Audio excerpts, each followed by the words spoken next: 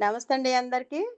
ఈరోజు కుకునూరు మండలంలో జరుగుతున్న జ్ఞానజ్యోతి 120 రోజుల ట్రైనింగ్ ప్రోగ్రాంలో మేము చేసిన ఈ కృత్యాన్ని మీకు చూపియాలని ఆశపడుతున్నా అండి. అదేంటంటే రుచులు ఎన్ని? అవి ఏంటి? అనేది ఉందండి.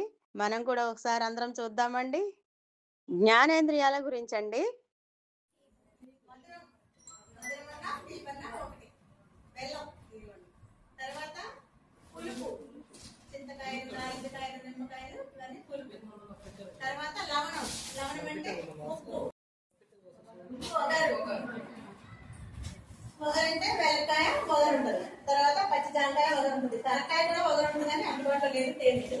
తర్వాత కారం, రుచి తెలుసు కదా కారం. తర్వాత వేపాకు, కాకరకాయలు ఇవన్నీ చేదు. ఈ 6 రకాలు కలిపి షడ్రుచులు అనమాట. ఈ 6 రుచులను కలిపి షడ్రుచులు అంటారు. ఇవి తింటే ఆహారంలో మనకి అవి చాలా పేరు కలుగుతాయి అనమాట. Thank you.